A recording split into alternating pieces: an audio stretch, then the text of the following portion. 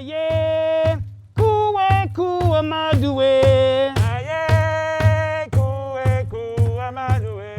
Aye, kuwe kuamadue. Aye, kuwe kuamadue. Could you state your name, please? My name is Abner Joseph Boles III. And I emphasize that because it means that my father's name was Abner and my grandfather's name was Abner.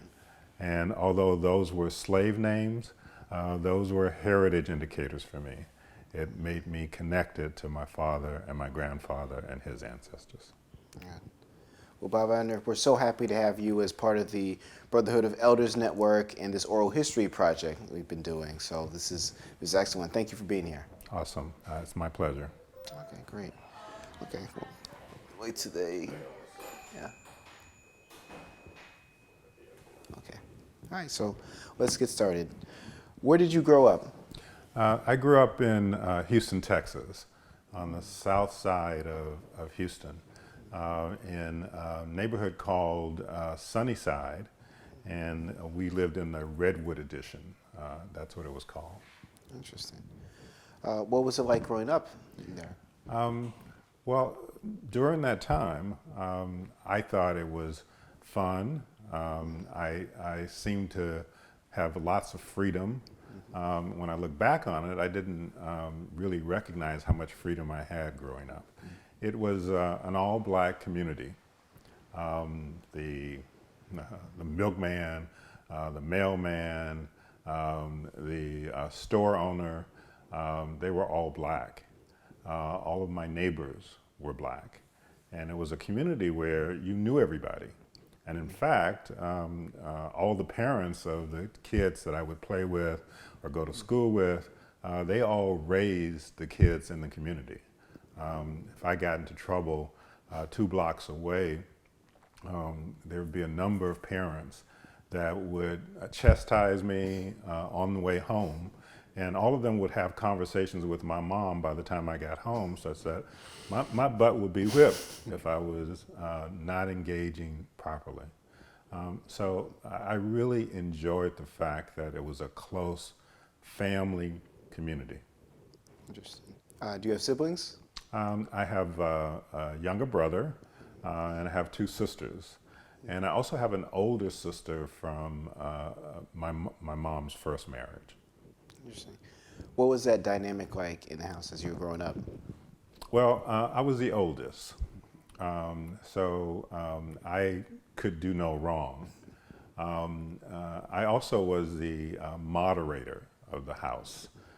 So if others were in trouble or if they were acting out, I was the person who was supposed to step in to help them keep in line. And an example of that was whenever we would eat, it was my job to eat first or to finish all my food so that if my other siblings didn't eat all of theirs, I was going to eat it. And that was our way of not wasting.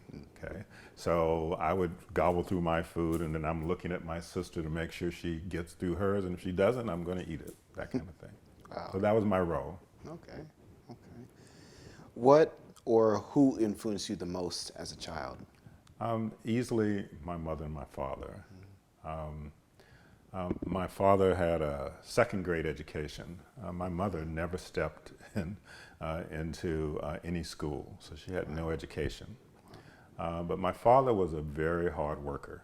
There were times when he would have 3 jobs, ex-military, and what he influenced me around were things like your responsibilities as a father, things like putting bread on the table, so to speak, but also honoring others. I grew up in a household where there was no way you referred to anybody that was older than you by first names. I had lots of aunts and uncles. In fact, everybody was an aunt, everybody was an uncle. And it influenced me in such a way that I raised my own daughter. Till this day, she's now 36. She has lots of aunts and uncles, people that she refers to from that way, because she understands that it's a way to be respectful. When I came to California, one of my experiences were little kids calling me by my first name. And I would just ruffle because I knew that nobody said anything to them about the honoring your elders. I also got lots from my mother. My mother raised me to be somebody's partner, to eventually be a father, to be somebody who was taking care of things, but also knew how to cook, knew how to iron, knew how to sew, and also knew how to take out the garbage, who knew how to work on the cars, who knew how to do yard work. And she always made it clear that your father was providing for us, and that allowed her the opportunity to spend a lot of time with the kids, to go to sporting events, to manage us on a daily basis, but that they were a team raising us. It sounds very important, just the concept of teamwork being instilled from, it sounds like a very early age. Yeah.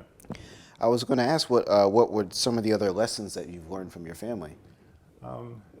There were so many, and in my older age, I've had more time to actually reflect on those kind of things that I've learned.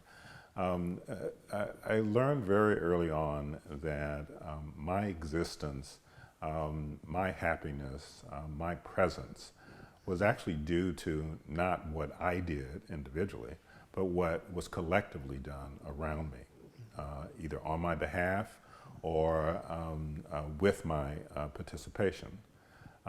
So I learned early on that we are far more important than I am. And that was real contrary to the messages you get in this Western culture and this Western society.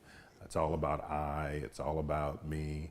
But I really got the message that it's about us, it's about we.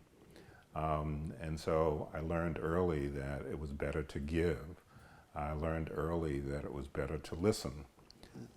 That if you really wanted to gain knowledge, it wasn't about your talking, it wasn't about your sharing what you knew, it was about listening to what others have to say, listening to how they contribute, and then integrating that.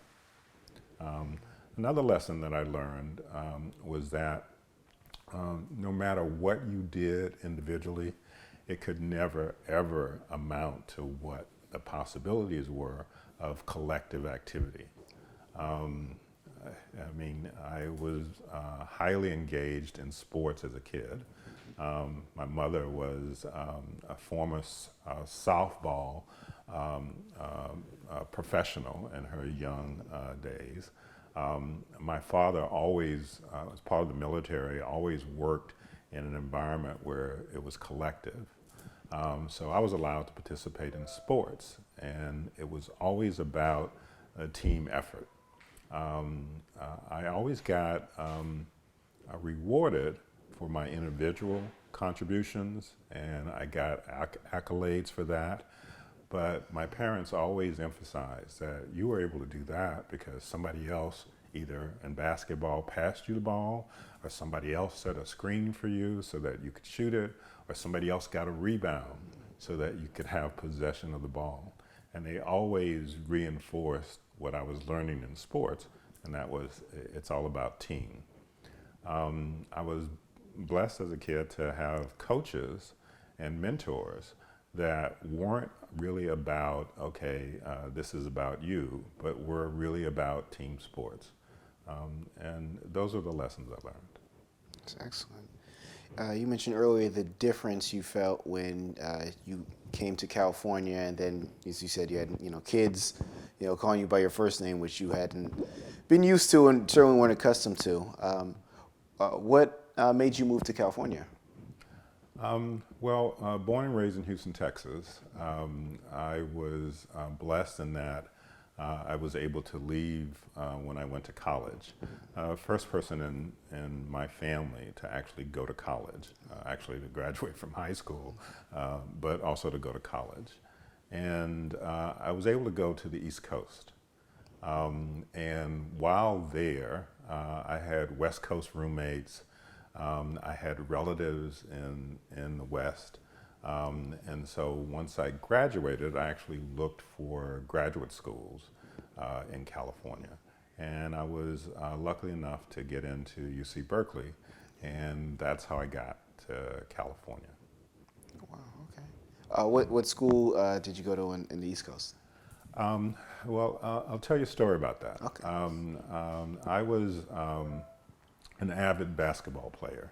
I went to a high school called Mount Carmel High School. It was a high school across the tracks from where I lived, and it was predominantly white.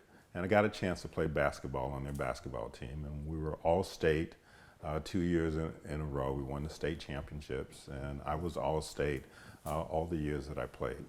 So I had aspirations of being a professional basketball player.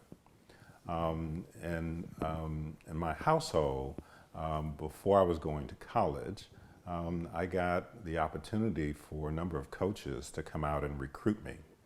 I was slated in my mind to go to the University of Houston. Guy Lewis was the coach there, and there were these two awesome basketball players that I had visions that I would play with. One was called Ralph Sampson, and the other one was Elvin Hayes.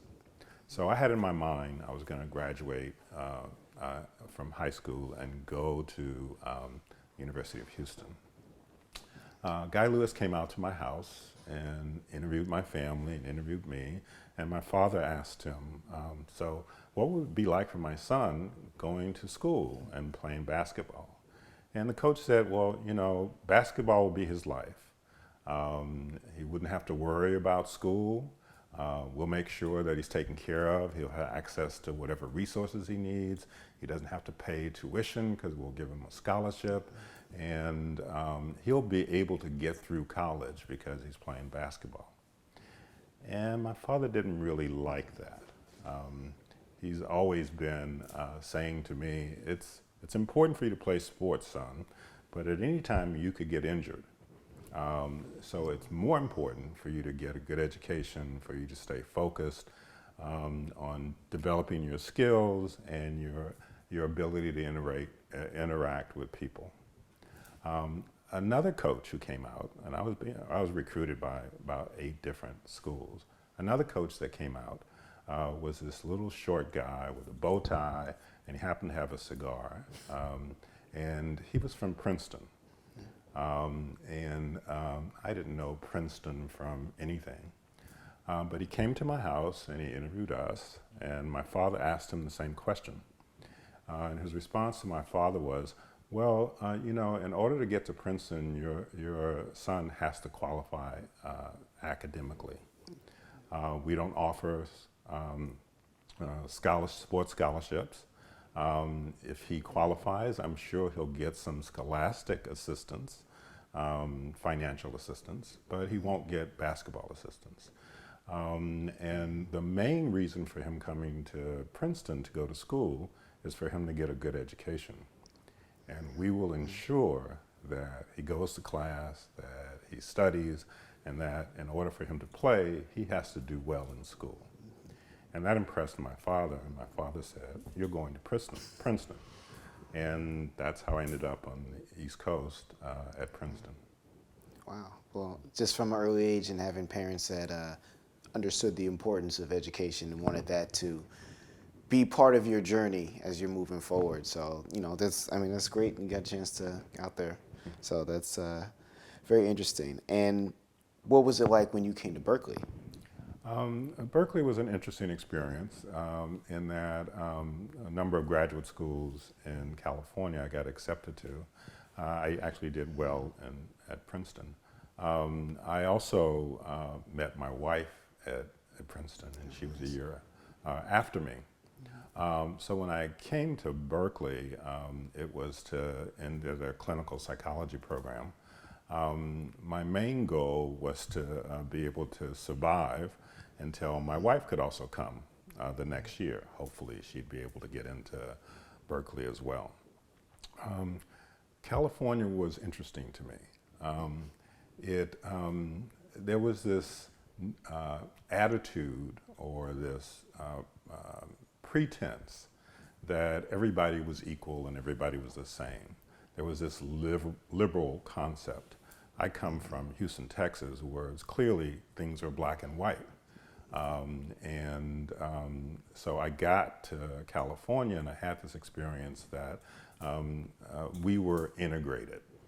But when I looked around at what was being done, what was being said, it was real clear that there were differences, whether it was access to economic opportunity, whether it was access to property, whether it was how you were thought of in even a graduate program that I got accepted to.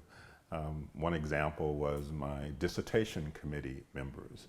I wanted to do research only on black families. And of course they said, well, that's not legitimate research.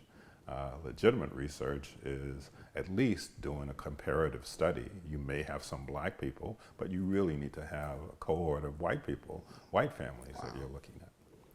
So that was my introduction to, quote, liberal California. Wow, okay.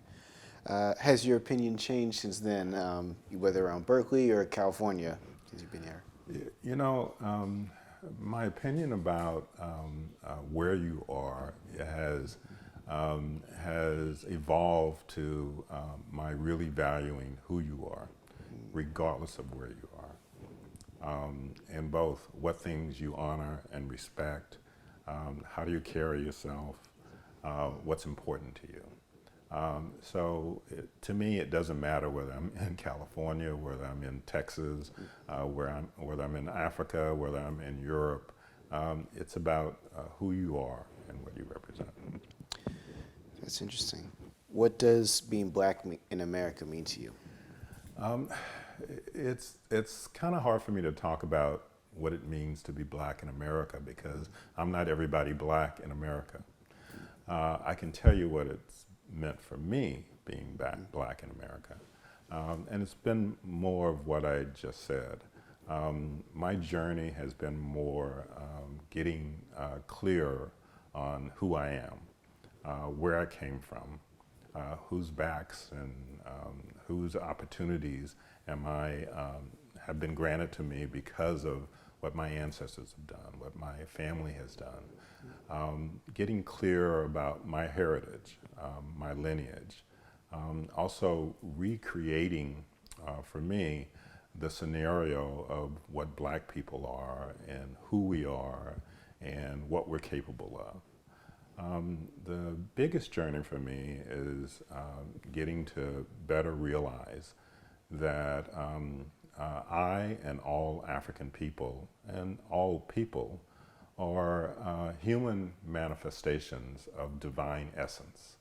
And we happen to be in this realm in human form. But our true essence is not human. Our true essence is spiritual. Our true essence is godlike. That's helped me to really focus on what it means to be African and what it means to be black.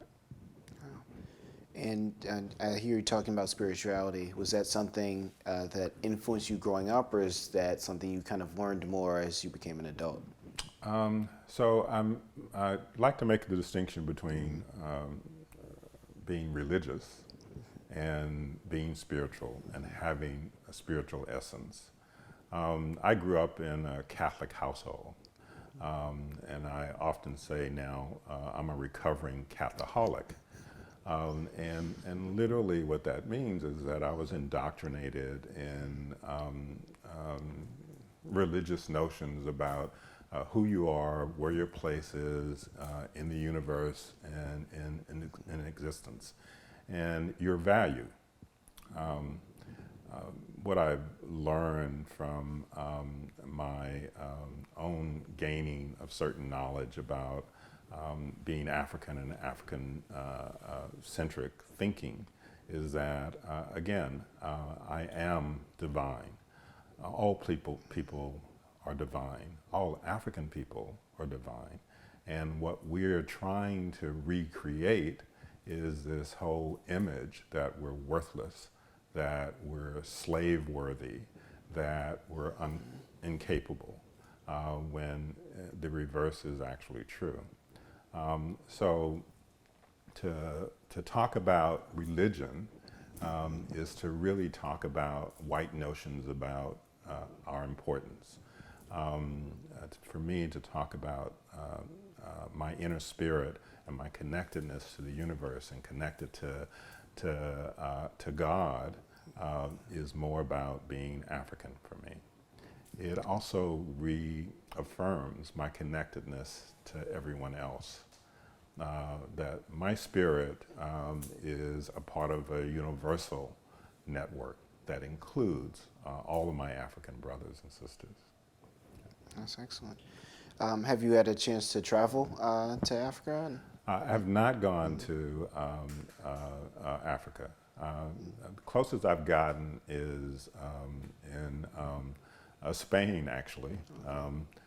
It is my aspiration to get to parts of Africa.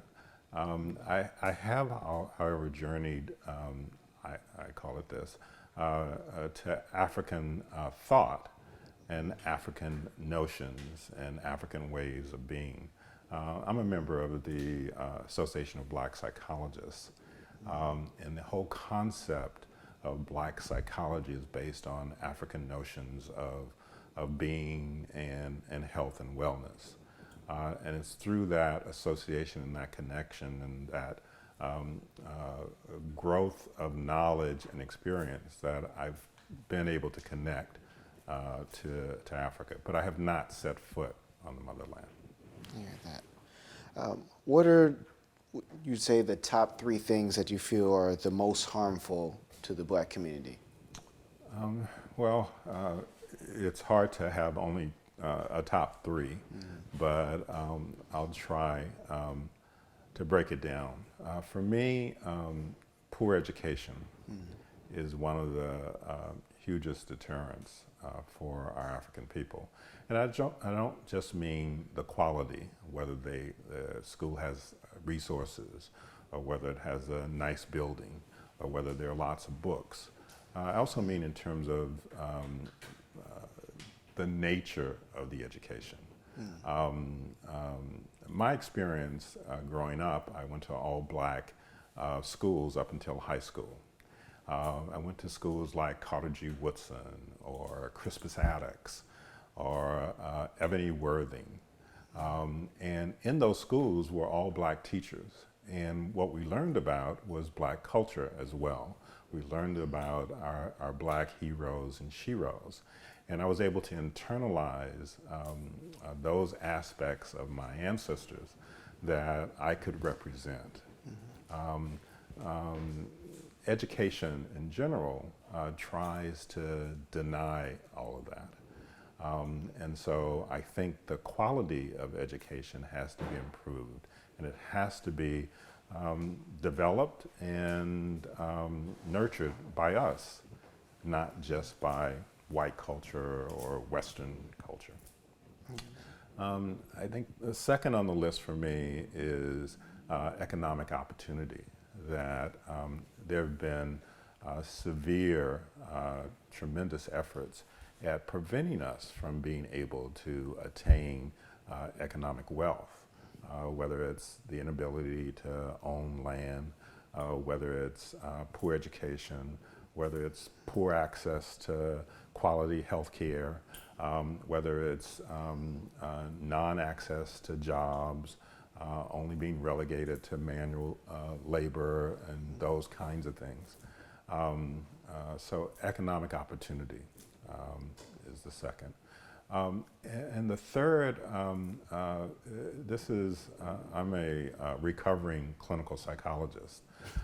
I think that we also are victims of a tremendous amount of brainwashing.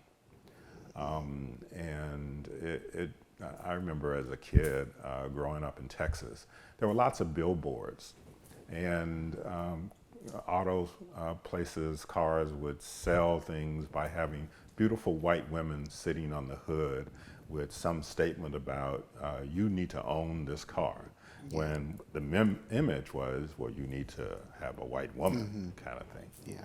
And that was a way to propagandize the importance of whiteness over the importance of being who you were and relating to the people around you. So I think we're victims of a tremendous amount of brainwashing to think that white is right, that I is more appropriate than we, and that you need to be in a position where you're able to take what's yours and take what belongs to you, as opposed to having value by giving to others. Wow. So I think those are three things. Wow, no, I'm glad you were able to, articulate that. And especially in the last one, how do you really, try to fix like brainwashing, especially on such like a large level, with our community? Yeah. Well, when I think about it personally, I think about the identity development that I was able to experience, where I had parents that were reinforcing who I was, giving me evidence of others around me and others who came before me, who contributed, who made a difference, so that I could internalize those things. What we have to do is create our own narrative of who we are and not create a narrative based on what somebody else thinks we are or should be. So I really think the way to correct that is, again, for us to grab hold of and take charge of and responsibility for identity development among our children and even our adults. So it's recreating our narrative, I think. I get that. What would be some advice you'd give to your younger self? Interesting. I thought about that a little bit on the way over here. When I remember back on my younger self, I'd have to answer that question at different stages of my younger self. When I was really young, 5 to 6 or 7, when I could remember, I was extremely happy. I remember I had food on the table. I remember the worst time that I can remember was when my father was out of work for a period of a month or so, and we were growing okra in our backyard. And I can remember a week where every day, whatever we ate, however it was prepared, it had okra in it. And that's the worst thing that I remember as a real young child. So what I would say to myself back then is, you should have been grateful that you at least had okra to eat, and you had somebody to prepare food for you. When I got older, probably around 13 or so, I was feeling my oats. I thought nothing could harm me. I was rambunctious. I was thinking about girls and all of that. Looking back on my 13-year-old self, I would say slow down. I would say let things come to you. Don't be so eager to conquer the world, because it takes a lot of energy and effort, and the real journey isn't to conquer the world, it's to conquer yourself. Older, I would say, and I'll just jump to being a young adult, I actually thought I was all that. I thought, I have a degree, I have a profession, I've learned a lot, I've gone to prestigious schools, I'm all that. What I would tell myself, and I did eventually tell myself when I had a child, was that you're actually nothing. You're really more a manifestation of what you're able to give and contribute. And I began a journey of raising a daughter to be a young woman. And I realized that that was my greatest contribution to this planet and to this earth. So I would tell myself back then, Put more energy in being a father, put more energy in being a partner, a spouse, and put more energy, or less energy in boosting yourself. I hear that. I hear that. Just going to shift gears a little bit. I'm curious, one of the things you brought up and been talking about is the differences in the mindsets in terms of, especially in Western culture, the I versus the we. But a great example of the we has been the Brotherhood of Elders Network. And I'm curious, how did you get involved with the Brotherhood of Elders Network? Well, for a long time, I'd heard about the Brotherhood of Elders. Arnold Perkins was head of public health in Alameda County, and I worked in public health in San Francisco. So I heard about this men's organization, but never. Most of my activity was in San Francisco, even though I lived in Oakland. Eventually, I was at some dinner engagement, and I was having dinner, and then I noticed that Bob Arnold and his family were having dinner in an event close by in the same restaurant. And I went over and said hello, and re-met his wife and his sons and others. And we were just chatting, and he mentioned again to me, or he mentioned to me about the Brotherhood. And I said, Baba, I've been wanting to hear more about it, and I've been wanting to join. I'm leaving San Francisco and doing my own stuff, and I'll be mostly in Oakland these days. And he said, well, you should join. And he really said, you should join.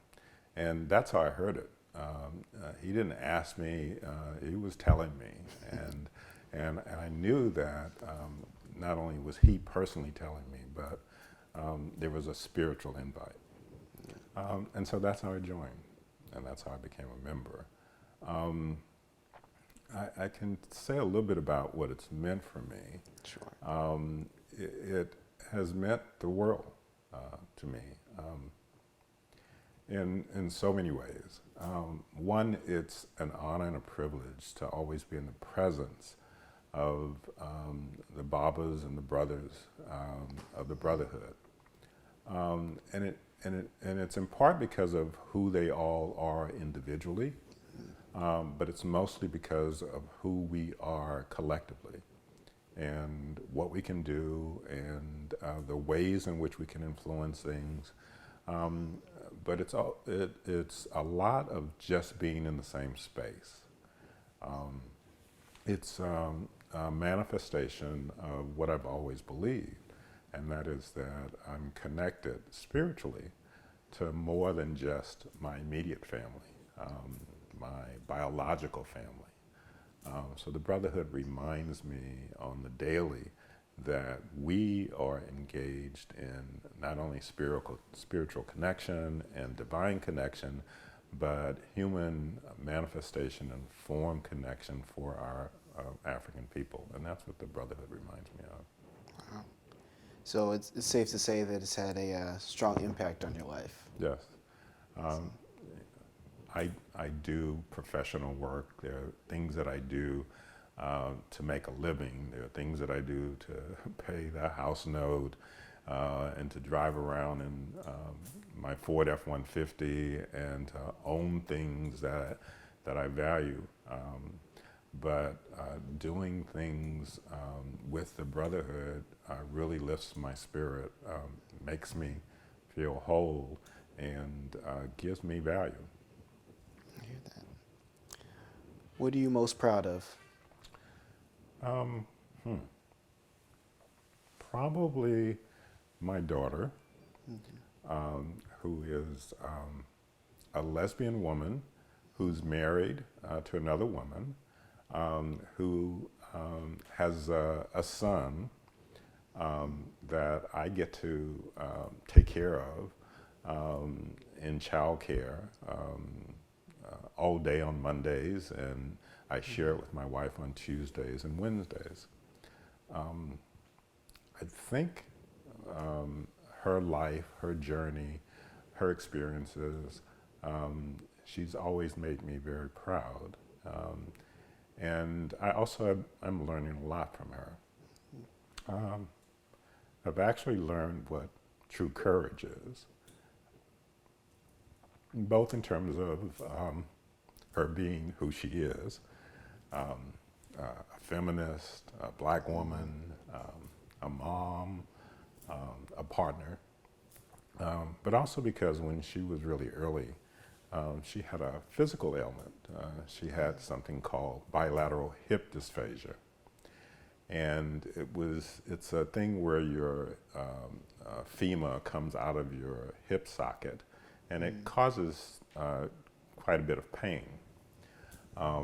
And it was not diagnosed in my daughter when she was a baby, because it could have been corrected when that happened. But at age 5 or 6, she was running track, and she was actually having pain. She'd run a sprint, and then afterwards, she'd be limping a little, and we'd always ask about it, and she'd say, it just hurts a little and it goes away, that kind of thing.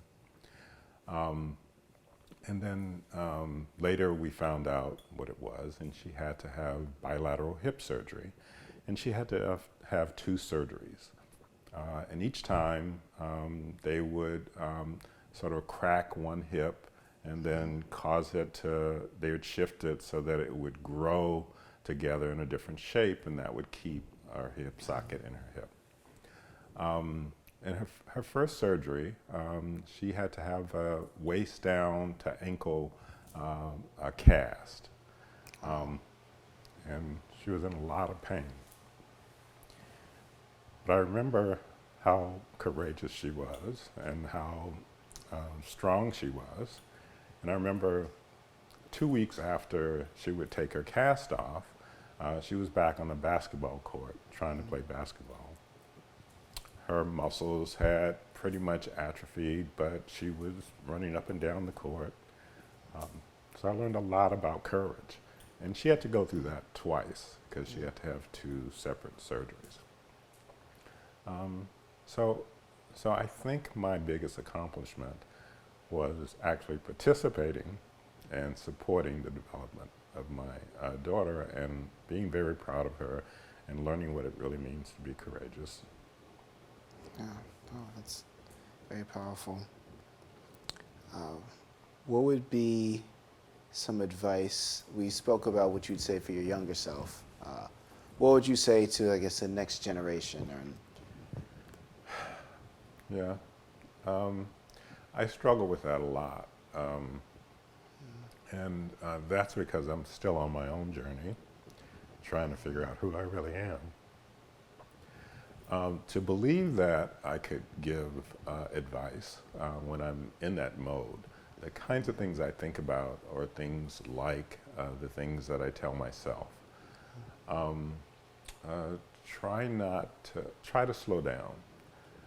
Try to pay attention to the things that are around you, the environment, people close to you. Pay attention to your body. Ingest healthy things. Don't do things that could be harmful for you. Actually perceive that you won't be on this planet forever, and think about extending your longevity. And do that because the longer you're here, the more you're able to contribute, the more you're able to help. And I think that's what I would probably share. Hear that. Is there anything else that you'd like to share, you feel maybe you didn't cover that you want? Just one thing that I share a lot with my brothers, and that is that I'm constantly in recovery. I'm recovering from being a bureaucrat. I'm recovering from being a psychologist. As I pointed out, I'm a recovering Catholic. But I'm continuing to aspire to be the best partner that I could be, the best father that I could be, the best Baba that I can be to my grandson. And I'm continuing to aspire to be the best African man that I could be. And all I can say to people in parting is that do your best to be your best. And people will appreciate that. That's excellent. Well, Bob Abner, thank you so much for your time today and just sharing with us your words of wisdom and what the Brotherhood of Elders means to you, what your family means to you, and just the experience you've had. We really appreciate it. Thank you for the opportunity to share.